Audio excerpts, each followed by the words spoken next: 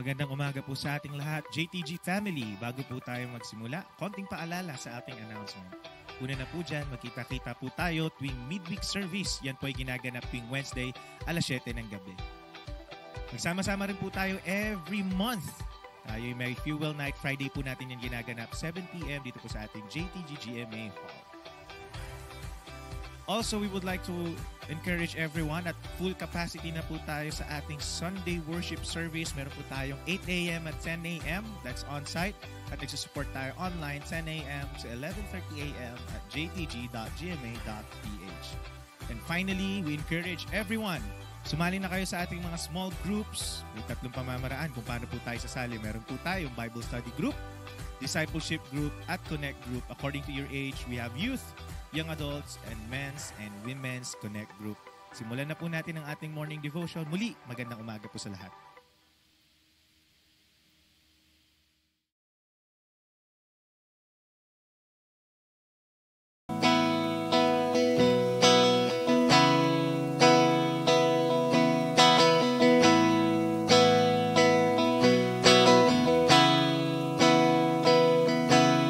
I have not much to offer you, not even you deserve,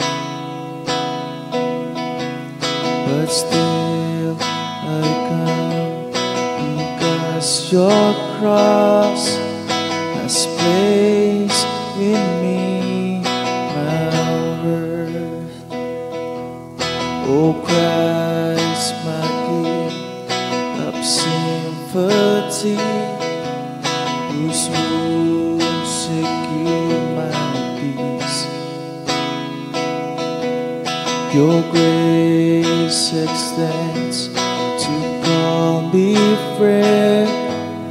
Your mercy sets me free, and I know I'm weak, and though I'm unworthy to call upon your name, but because of grace, because of your mercy, I stand here unashamed. I have explained this kind of love. I'm humbled and amazed that you've come down from heaven's side and greet me face to face. Yeah, I know I'm weak, and though I'm unworthy to call upon your name, but because of grace, because of your mercy, I'll stand here unashamed.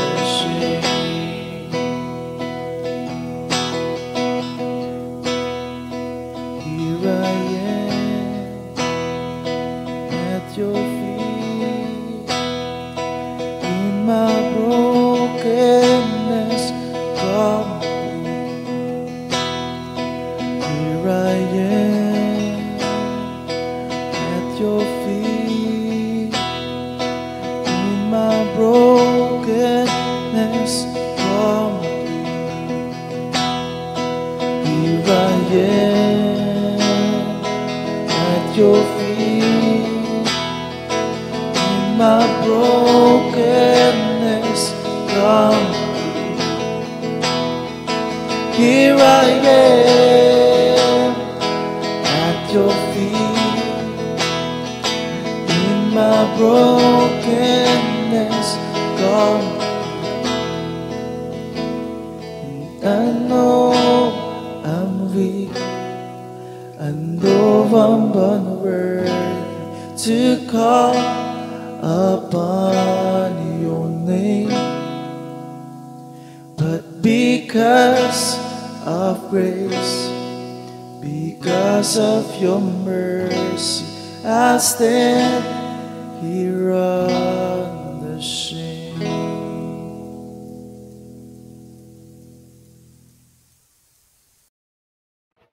Good morning po muli sa bawat isa. So, ngayong umagang pong ito, tayo po ay mag-aaral ng salita ng Diyos.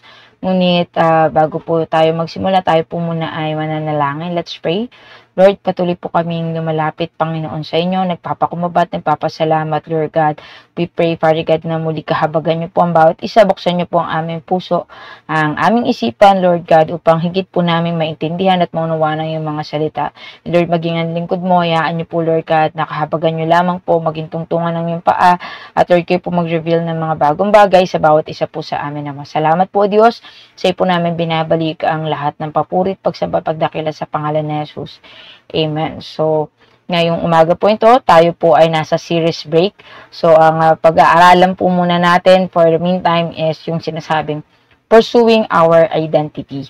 No, alam ko po bawat isa sa atin meron na tayong kanya-kanyang identity by now, lalo na yung mga old enough na, no. Alam ko na build na sa atin kung anong identity po na meron tayo. But now tayo po ay mag-aaral patungkol sa kung ano ba yung dapat posisyon natin o yung totoong katatayuan ng ating identity po. So, buksan po natin ang ating Biblia sa John 1 verse 12 to 13. Sabi po dito, but to all who did receive him, who believe in his name, he gave the right to become a children of God. In verse 13, who were born not of blood, nor of the will of the flesh, nor of the will of the man, but of God. So, ang Diyos po magpala sa kanyang salita. So, sa introduction po natin, no, gagamitan din po natin siya ng verse, which is the Ephesians 2 verse 19. Sinabi po dito, so then you are no longer strangers and aliens, but you are fellow citizens with the saints and members of the household of God. So, itong verse po na to, tulad po ng ang topic po natin na pursuing our identity. We all know na tayo po ay nabago at tayo ay nagkaroon ng sinasabing new identity nung tayo ay tumanggap kay Kristo. Amen po. No? Pag pinag-aralan po natin sa John chapter 3, makikita po natin doon yung buhay ni Nicodemus, kung paano niya inalam sa ating Panginoong Hesukristo, kung paano ba magkakaroon ng bahagi sa kaharian ng Diyos or sa kingdom of heaven.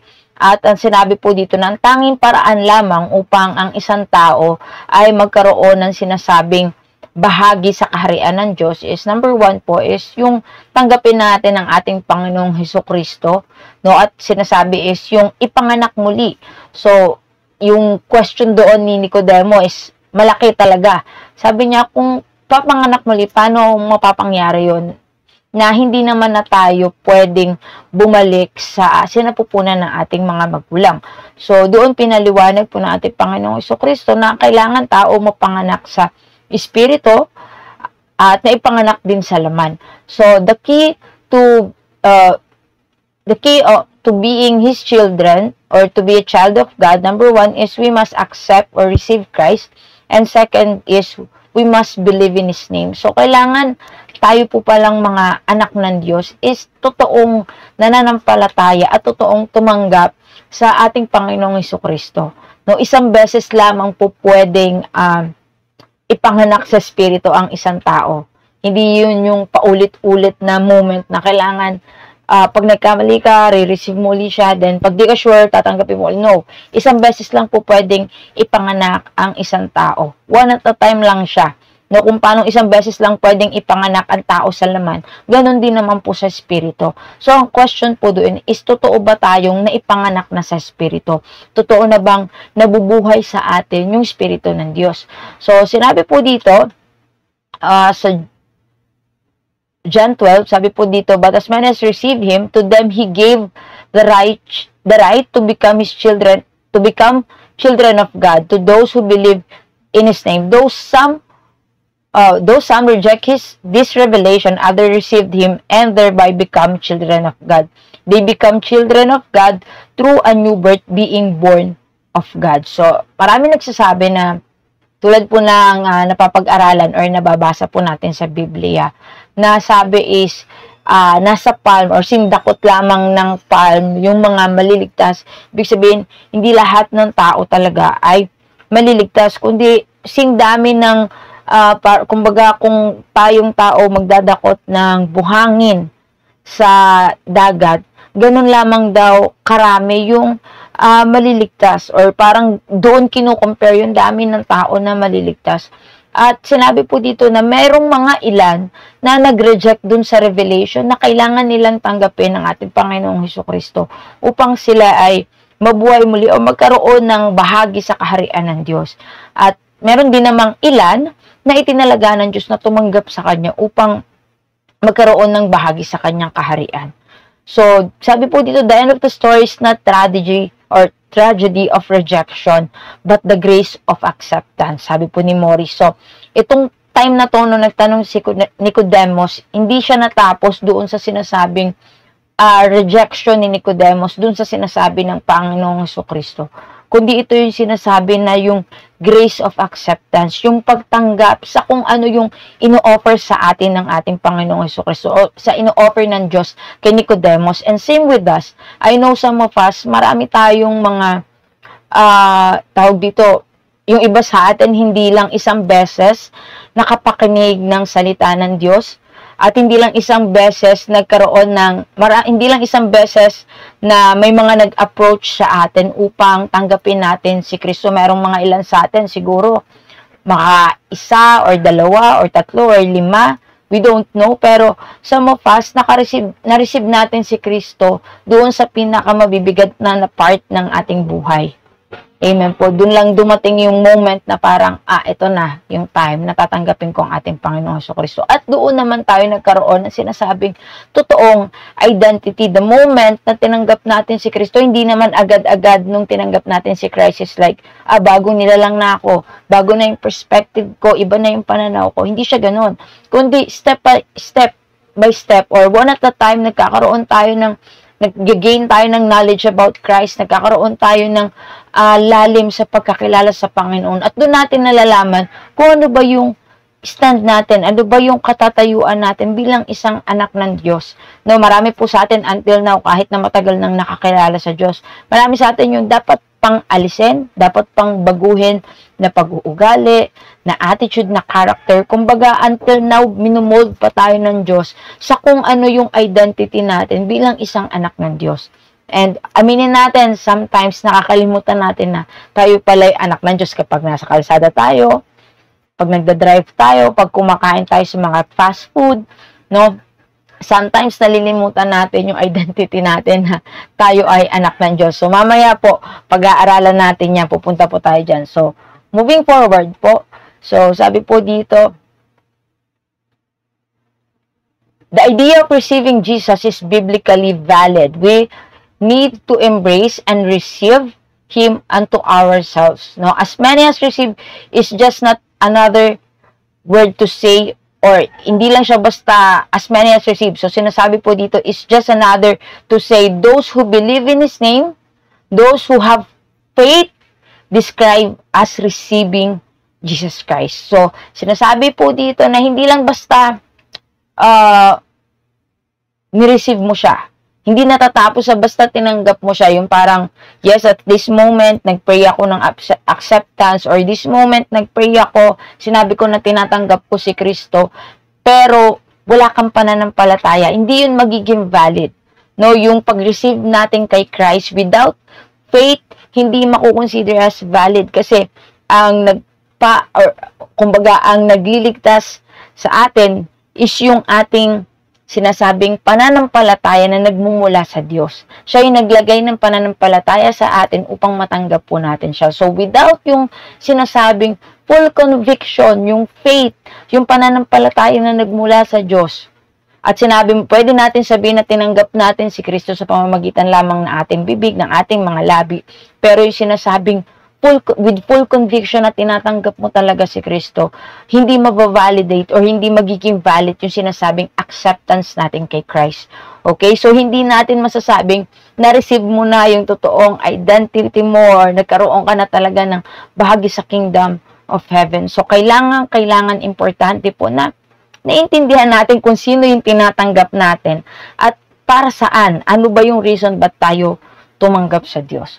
Okay, so the right to become a children of God, the word children or sinasabing tek na is a parallel to the Scottish bairns or which means born once. It emphasizes the vital origin and is used as a term of endearment. So yung sinasabing children of God nung panahon dun sa Scottish, ginagamit pala siya as an endearment. So buksan po natin yung ating Biblia in Luke chapter 15 verse 31. Sabi po dito, and he said to him, Son, you are always with me, and all that is mine is yours. So believers are God's little ones related to Him by birth. So tayo ay naire-relate sa Diyos pamamagitan ng ating kapanganakan. Pero ano ba yung sinasabing kapanganakan po dito? Tulad ng sinabi ko po kanina, hindi ito yung patungkol sa tayo ay ipinanganak sa laman. But again, hindi ka pwedeng maipanganak sa spirito kung hindi ka nabuhay, hindi ka din nagkaroon ng spirit or hindi ka hiningahan ng Diyos. Meaning to say, kailangan ng isang tao bago tumanggap sa Diyos, number one, kailangan buhay ka. No, meron kang life. Pinanganak ka sa laman, meron kang buhay. And second is, kailangan itong buhay na to tumanggap sa or mabuhay yung spirito na namatay sa atin. So, in Book of John, sinabi po dito, John reminds us the nature of the birth. Those who receive Him are born of God, but not of human effort or achievement. So, hindi ibig sabihin na pinlano ng magulang natin na ipanganak tayo or kung di man tayo pinlano ng ating mga magulang na ipagbuntis tayo that moment or ipanganak tayo, hindi yun makukonsider na parang dahil sa human effort or parang ginusto ng magulang natin na mabuhay tayo, ay magkakaroon na din, maikikredit yun as a reward din sa magulang natin. Nabuhay tayo dahil sa pamamagitan nila, okay, achievement yun, magkakaroon tayo ng parte sa Kingdom of Heaven. Hindi siya ganon. So, sinasabi po dito na yung kapanganakan po natin, hindi maituturing yun na parang reward or parang automatic pag pinanganak ka bilang isang tao, meron ka na kaagad parte sa kaharian ng Diyos. Hindi po yun ganon. Kundi kailangan tayo po na anak ng Diyos bilang or tayo po na mga tao, kailangan maintindihan natin kung bakit kailangan po natin tanggapin si Kristo. Hindi siya automatic na kapag pinanganak ka, porket Kristiyano na yung parents mo, meron ng pagkakilala yung mga magulang natin. Automatic tayo rin meron ng pagkakilala sa Diyos. Marami po tayong ma-encounter ngayon ng mga great men of God. No, meron silang mga anak na hindi tumatalima or instead tumutaligsa sila doon sa pananampalataya ng kanilang mga magulang.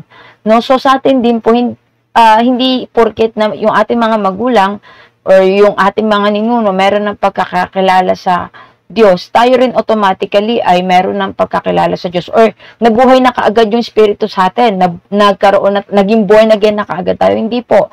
The moment na nagkaroon tayo ng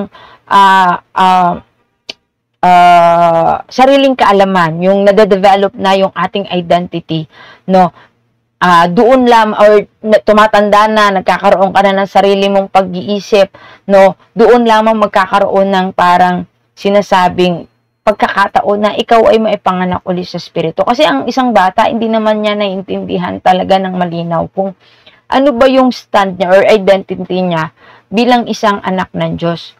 Unless na tumanda na po tayo. Tama po. So, they are not, hindi tayo, sabi po, they are not of blood. The plural is curious. The plural here may point to the action of our both parents or may refer to the blood as made of by many drops. So, hindi ito sinasabi dito na sa pamamagitan ng ating mga magulang, no, yung sinasabi dito, born of flesh. But then, yung sinasabi po dito is like, kailangan yung isang tao maipanganak muna sa flesh and then tayo mapanganak sa spirito. Sinasabi po dito that this new birth is something that brings change to the life. The man is like a watch. No? Sinasabi po ni Spurgeon, sabi po, the man is like a watch which has a new mainspring, not a mere face and hands repaired, but new inward machinery with freshly adjust work, which act to different time and tune. And whereas he went wrong before, now he goes right because he is right within. So, sinasabi po dito na tayo daw mga tao is like isang watch na kung saan nagkaroon na ng bagong machinery sa loob ng tayo ay nakakilala kay Kristo. Hindi lang yung sinasabing panlabas, no, kundi yung inward change o yung pagbabago sa ating spirito. So, kung meron man po tayo ngayon na nakatanggap na tayo at nakakilala sa Panginoon, kung meron man po tayong ginagawang mabuti, kung meron man po tayong nasasabing mabuti, kung meron tayong naitatanim na mabuti, hindi po natin pwedeng ma-credit yun sa ating mga sarili. Sabi po ni Paul sa Romans 7, that nothing good dwells in us. No? At kung meron man po tayong ginagawang mabuti, no, basahin po natin yung Galatians 5 verse 22. Sabi po sa Galatians 5:22, but the fruit of the Holy Spirit is love, joy, peace, patience, kindness, goodness, faithfulness, gentleness, self-control. Against such thing there is no law. In verse 24, and those who belong to Christ Jesus have crucified the flesh with its passions and desire. So meaning to say, kung yung mga dinidesire natin before, nung nasa mundo pa tayo at wala tayong pagkakilala sa Panginoon, no, yung mga bagay na yon is, kumbaga, namatay na, naipako na kasama doon sa pagkapako ng ating Panginoong Jesucristo. So, kung meron tayong ginagawang mabuti ngayon, makikita po natin sinabi ng Biblia, bunga lamang yon ng Espiritu, o bunga yon ng Espiritu ng Diyos na tinanggap po natin. So, sabi po dito, but the fruit of the Spirit is love, joy, peace, kindness. Kung mabuti ka, kung mahaba ang pasensya mo, kung gumagawa ka ng goodness ngayon or kabutihan ngayon, hindi mo yun bunga, kundi bunga ng Espiritu na tinanggap mo.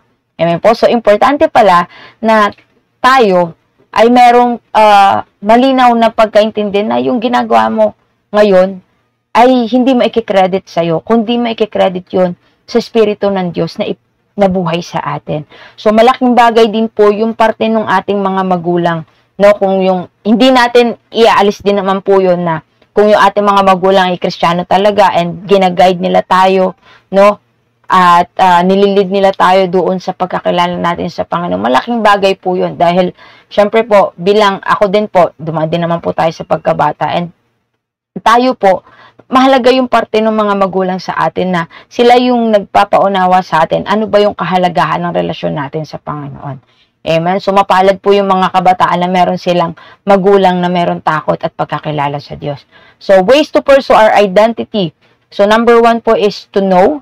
So, we must know who He is for us to be complete. So, yung bata, di ba, alam po natin na yung mga bata, like yung mga batang inadapt lang, no, yung mga adopted child, no, yung iba sa kanila, hinahanap talaga nila kung sino yung magulang nila kasi feeling nila, incomplete sila, may kulang dun sa buhay nila, no, at or kung di man po yung mga bata na lumaki lamang po doon sa sinasabing single mom, single dad lang, no, yung kanilang mga magulang, there are times na dumarating pa rin sa punto na they wanted na ma-meet yung kanilang nanay or yung kanilang tatay because they feel na sila ay incomplete. Diba? So, same with us. So, kailangan makilala natin kung sino ang Diyos. Enable for us na makumpleto tayo. No, yung pagkakilala natin sa Diyos, yun yung nagpapakumpleto sa atin. So, number 1 po, who He is. So, kailangan malaman natin kung sino ba siya. No, sino po ba siya? Number 1, He is our God. No, He is our Creator. In in Ephesians 2 verse 10, sabi po dito, for we are God's handwork created in Christ Jesus to do good works which God prepared in us in advance for us to do. So, alam natin na ang Diyos ang nag-create sa atin. So, handiwork po tayo ng Diyos. So, siya yung nag-create sa atin. And also, He is our Father in John 1 verse 12, no? Sabi po, diba, to all who did receive Him, who believe in His name, He gave us the right to become a children of God. So, tatay natin siya. Siya ang ating Diyos. Siya ang ating Creator. And also, He is our Father po.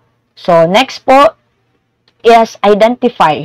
So, identifying who we are will give us the idea and understanding of how we will respond to our true identity o yung sa ating pagkakilanlan. When we identify the difference between God and us, we will learn how to respond to Him properly. No, kapag nalaman ng bata kung sino ang tunay niyang magulang, nagkakaroon siya ng idea kung ano yung hakbangin niya at yung dapat niyang gawin, kung paano niya dapat tratuhin yung kanyang magulang, di ba? Mahirap po sa isang bata yung sinasabing kilala niya lang yung tatay niya, yung nanay niya, pero hindi niya naiintindihan kung ano ba yung ugali ng tatay niya o yung ugali ng nanay niya. Because sometimes nagko-cause na parang matrigger na hindi pala niya alam na ito pala yung ikakagalit ng tatay niya, ikakagalit ng nanay niya. Ito pala yung magti-trigger sa nanay at tatay niya. No? So, hindi niya alam. So, mahirap yun sa isang bata. So, importante po sa atin na malaman natin sino ba yung ating magulang? Ano ba yung identification ng magulang natin? No? Ano ba yung, saan ba sila natutuwa? Ano ba yung nagpapasaya sa kanila? So, we have to identify ano ba yung nagpapasaya sa puso ng Diyos. So, number one is, identify, number one, who we are. No? We are, number one, who we are. And under that, we are God's bondservant. So, pag sinabi pong bondservant, we are slave. No?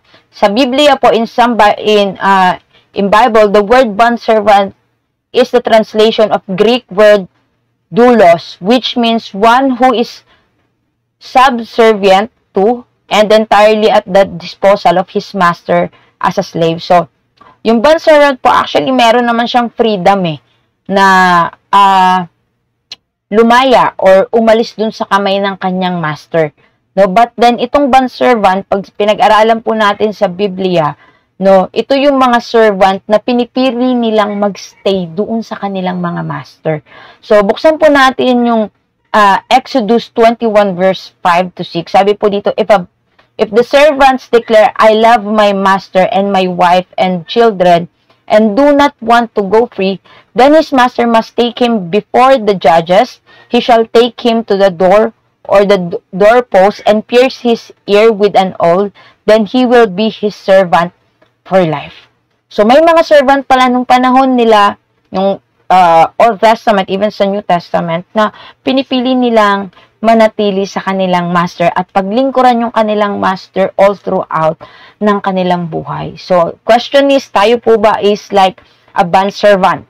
No? Na tayo ay nagdi-desire na, so tutuusin, meron tayong free will. Pwede natin talikuran ng Diyos. Pwede tayong lumayo sa Diyos.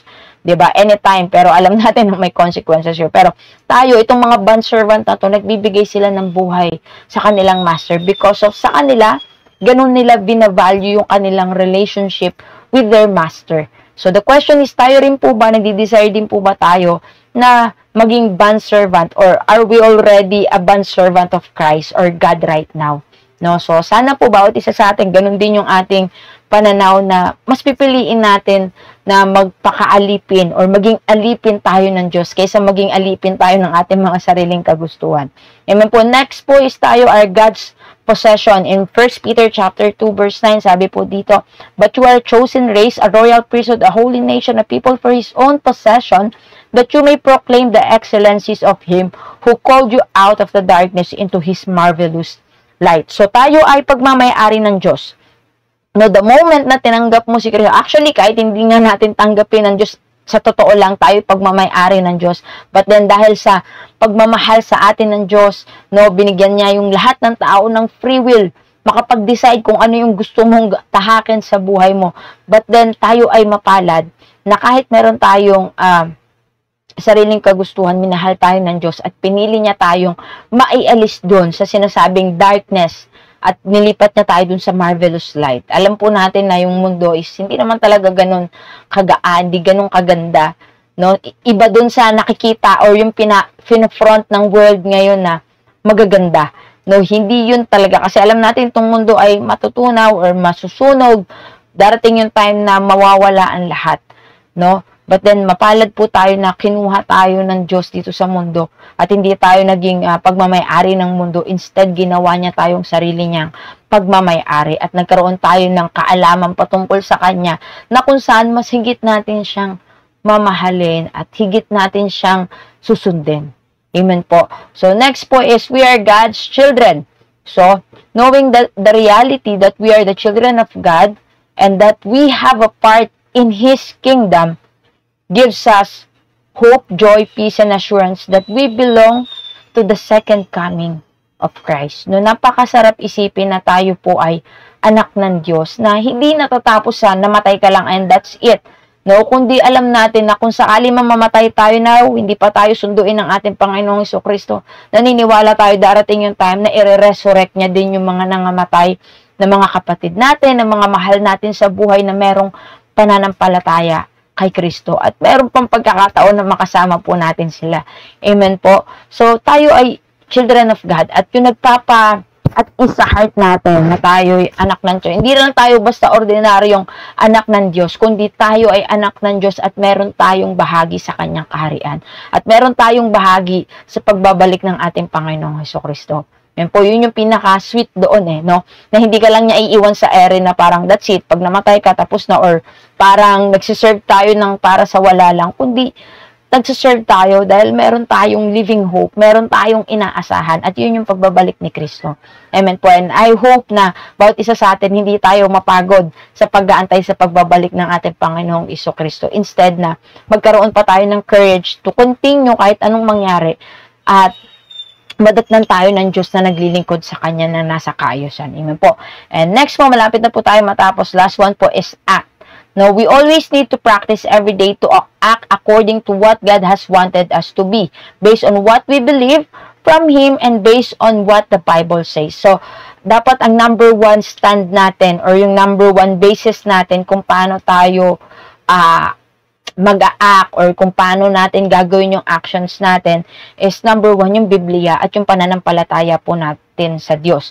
So, malinaw na malinaw kung ano yung sinasabi ng Biblia sa kung ano ba yung dapat maging akto or yung dapat maging reaction, maging kilos ng isang may pananampalataya at merong pagkakilala sa Diyos. Tulad po na sabi ko kanina, there are times dumarating tayo dun sa PC natin, no, yung nalilimutan natin na Kristiyano pala ako. Kasi meron tayong mga nadideliver na words na inappropriate, meron tayong mga action na inappropriate na bilang isang Kristiyano. Parang hindi na match, Christian ako pero ito yung pinapakita ko. Christian ako pero ito pa yung nasasabi ko. There are times dumarating tayo sa ganung punto and we could ask God. Pwede tayong lumapit sa Diyos. Pwede tayong lumapit sa Kanya at idulog natin yung ating mga sarili na kailangan natin yung lakas niya para magawa natin yung tamang kilos na dapat natin ikilos bilang isang mananampalataya at bilang isang anak ng Diyos. So, number one, act according to His purpose. In Romans 8, verse 20, all things work together for good for those who are called according to His purpose. So, merong purpose ang Diyos sa atin, bakit niya tayo pinili, bakit niya tayo tinawag, at bakit niya tayo binigyan ng bahagi sa kingdom niya. So, kailangan malaman natin ano ba yung purpose na yon so that makakapag-act tayo or makakakilos tayo according doon sa purpose na ibinigay sa atin ng Diyos. And act according to our calling. No, merong pagkatawag ang Diyos sa bawat isa po sa atin. Tinawag tayo bilang maging pastor, bilang maging leader, elder, maging manggagawa, maging evangelist, no, maging teacher. So, gampanan po natin yun nang naaayon sa pagkatawag po sa atin. No, hindi pwedeng porkit meron tayong title, meron tayong sinatawag na lingkod ka or kung ano man title na meron ka is magkakaroon na tayo na parang sinasabing entitlement, no? Alam po natin na hindi yun yung batayan, kundi tayo ay tinawag at pinili upang gampanan yung trabaho na yun na merong humility. Amen po. Kaya nga sabi ko po, mahalaga yung sinasabing fruit of the Holy Spirit, na kahit ikaw ay tinawag bilang isang leader, no, makita sa'yo yung sinasabing bunga ng Espiritu ng Diyos. Amen. Next po is act as His own child, no. Umarte tayo na tayo ay isang anak ng Diyos, no. Umarte tayo na bilang tayo ay isang anak ng Diyos. There are times, sabi ko po, nalimutan natin na ay anak pala tayo ng Diyos, no. So dapat yung kilos natin, yung galaw natin, hindi nakaparehas yung anak ng nasa mundo. No, greater is He that is in us, that He is in the world. No, mas higit dapat yung Espiritu ng Diyos sa atin kaysa yung Espiritu nung nasa mundo. No, sabi po in 1 John 3, Verse 1, see what kind of love the Father has given to us, that we should be called children of God, and so we are. The reason why the world does not know us is that it did not know Him. So, hindi natin aantayin na i-acknowledge tayo ng mundo. No, hindi natin i-expect yun sa kanila dahil yung mga nasa mundo, wala silang pagkakilala sa kung sino ba yung tatay natin. Amen. Tayo yung nakakakilala sa tatay natin. Tayo nakakaalam. And alam po natin na ngayon na tayo ay anak na ng Diyos at meron tayong sinasabing title bilang isang anak ng Diyos. Kaya nga sabi ko nga po, dahil ko sinasabi na mataas yung pagtingin ng tao sa atin kasi lagi nilang sinasabi na born again ka pa naman. Ibig sabihin, merong standard maging Kristiyano. No, kasi hindi naman natin naririnig yung sinasabi, iglesia ka pa naman, katoliko ka pa naman. Hindi ganun eh. Kundi lagi natin naririnig na born again ka pa naman. No, pwede natin yun i-turn into positive na wow, mataas pala yung tingin sa atin, mataas pala yung pagtingin sa pagkakilala natin sa Diyos. 'Di ba? Hindi yung parang bara-bara lang. Ibig sabihin meron silang nilulook up or meron silang standard na hinahanap po sa atin. And nawa, yung standard na yun hindi sa pamamagitan ng lakas natin, kundi sa pamamagitan ng Espiritu ng Diyos na ipinagkakaloob niya po sa atin. Okay, malapit na po tayo matapos. In Romans 8 verse 17 sabi po dito, and if children, then heirs of God and fellow heirs with Christ, provide we suffer with Him in order that we may also be glorified with Him. So, yes, right, at this moment, marami po sa atin marahil nandun sa laban, nakikipaglaban sa mga sariling kahinaan, nakikipaglaban doon sa mga laban dito sa mundo, laban sa family, no? Pero sinasabi po dito na kailangan natin magkaroon ng bahagi dun sa pagsasuffer. Actually, minimal lang yung suffering na meron tayo. Hindi ko binibilittle po yung mga pinagdadaanan ng bawat isa. But, to compare sa kung anong pinagdaanan ng ating Panginoong Jesucristo at pinagdaanan ng mga first century Christian, mani-mani lang po itong pinagdadaanan natin. Kasi most of the time, aminin po natin yung mga Kristiyano, yung pinagdadaanan po nating suffering is yung sa sarili nating kagagawan. Hindi sa kagagawan ng pagsasuffer natin para sa Diyos. More or less, maraming Kristiyano nagsasuffer ngayon because of dun sa mga maling decision na ginawa natin sa ating buhay dahil hindi tayo nakinig sa ating Panginoong Hesus, sa tinig ng banal na Espiritu Santo ng ating Panginoong Diyos, no, dun sa guidance na ibinibigay niya sa pamamagitan ng mga leaders and the Bible, no? So, mostly yun talaga. So, sabi po dito, do not expect an easy, perfect life in this world. Hindi natin dapat asahan yung madaling buhay dito sa mundo. Dahil wala naman talagang madali dito. Lahat paghihirapan mo. No, lalo ngayon, dami ng tumataas mga bilihin and all. So, lahat yun, dadaanan natin. Sabi po dito, suffering and pain and hardship are present to this world. No, dito sa mundong to. No, present talaga siya. Matatapos lamang po ito sa pagbabalik ng ating Panginoong Jesucristo. Doon lang mag-e-end, doon lang matatapos. Kaya, sama-sama po natin ipanalangin na nawa, dumating na si Christ para, alam mo yun, hindi lang dahil sa ayaw mo na mag-suffer, kundi alam mo yung kapayapaan, yung joy, yung sarap na kasama mo na ang Diyos. Yun yung pinakamasarap sa lahat. Amen po. And alam ko yung nararanasan natin dito sa ating Diyos na joy kapag nagsiserve tayo, kapag nararanasan natin yung presensya niya, is like glimpse lang na kung ano pa yung higit natin mararanasan kapag nakasama na po natin siya. Amen po. So, dito po tayo sa ating conclusion, which is the last verse po. In Galatians 2:20, sabi po dito, I have been crucified with Christ. It is no longer I who live in me, but Christ, it is no longer I who live, but Christ who lives in me. And the life I now live in the flesh, I live by faith in the Son of God who loved me and gave Himself for me.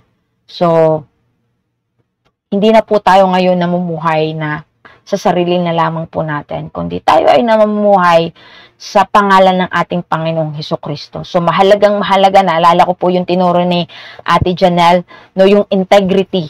No, yung integrity na yon hindi lang dapat natin kinukuha dahil sa kung anong pangalan meron tayo, kung anong surname meron ka, anong nickname, anong full name meron ka. hindi dapat natin doon kinukuha or kung ano man titulo na tinapusan mo, kundi yung integrity na meron po dapat tayo, it is dapat nakabase sa pangalan ng ating Panginoong Hesukristo. Yun yung higit na integridad na dapat iniingatan at pinipreserve po natin, na every time tayo gagawa ng pagkakamali, every time na meron tayong masasabi, maiisip, gagawin na mali, dapat iniisip natin na nakaugnay doon yung pangalan ng ating Panginoong Hesukristo. Na we don't wanted na mapahiya ang Diyos. Hindi lang tayo sa sarili natin, kundi ang Diyos sa buhay po natin.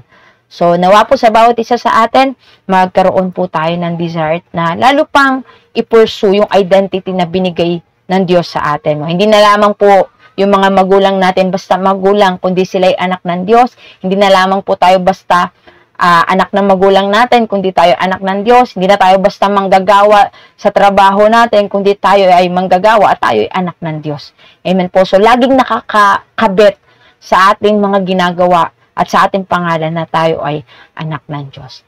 Amen po. So, maraming salamat po sa bawat isa. Tayo po muli ay mananalangin. Lord, maraming salamat po, Panginoon, sa pagbibigay niyo po sa amin ng identity bilang isang anak mo. We pray, Father God, na maisapamuhay po namin to sa pamamagitan ng iyong lakas, sa pamamagitan ng iyong habag at grasya. At hindi kami magdepende sa kung anong lakas meron kami, kundi lagi kami magdepende sa kalakasan mo at sa grasya niyo po sa aming mga buhay. Maraming salamat po, Diyos. So, po namin binabalik lahat ng papurit pagsamba sa pangalan ni Jesus.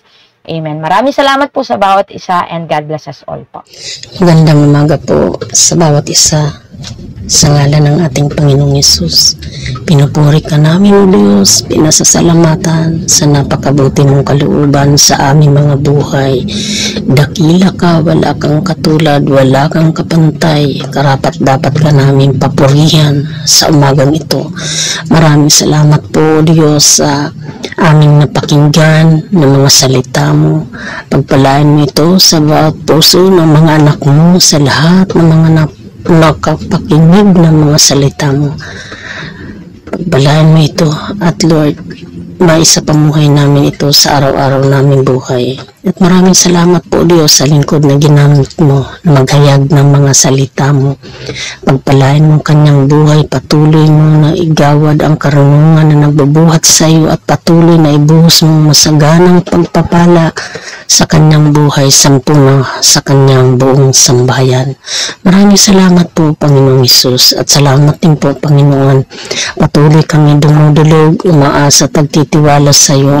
Isinasamo namin sa iyo, Panginoon, lahat ng mga anak mo, lahat ng mga lingkod mo, lahat ng mga Kristiyano, Panginoon, na sumasampalataya sa iyo. Hinihingi namin ang patnubay at gabay mo sa aming mga buhay, na lagi mo kami palakasin, patatagin sa huling kapanahonan ito. Bigyan mo kami, Panginoon, ng karunungan na bubuhat sa iyo sa bawat hakbangin namin sa bawat araw, Panginoon. Holy Spirit, i-guide mo kami sa lahat ng oras at pagkakataon upang makalakad kami ayon sa layunin mo, ayon sa katuwiran at kabanalan mo. Pagkapuspusin mo kami lagi ng kapangyarihan ng iyong banal na Espiritu upang mapag-arian mo ang bawat puso na iyong mga anak, at ikaw, Panginoon, ang maging patnubay at gabay namin sa lahat ng oras, at tulungan mo kami, Panginoon, ang bawat isa pa na mga anak mo, na patuloy kami magsumamo sa iyo upang maranasan ka namin lagi, at patuloy pa na lumalim ang pananampalataya at relasyon ng bawat isa sa iyo, Panginoong Hesus. Kaya maraming salamat po, Panginoon, O Diyos, at umaasa kami, Panginoon, na patuloy ka, Panginoon, gumawa sa bawat puso ng iyong mga anak, sa lahat ng mga mananampalataya, na makalakad kami ayon sa katuwiran at kabanalan mo. Maraming salamat po, Panginoong Hesus, sa ginagawa mo sa aming mga buhay. Pinupuri ka namin, O Diyos, pinasasalamatan, sinasambat, tinadakilat, niluwalhati sa tanging pangalan po na iyong anak na si Jesus, at sa kapangyarihan ng iyong banal na Espiritu Santo. In Jesus' name we pray. Amen.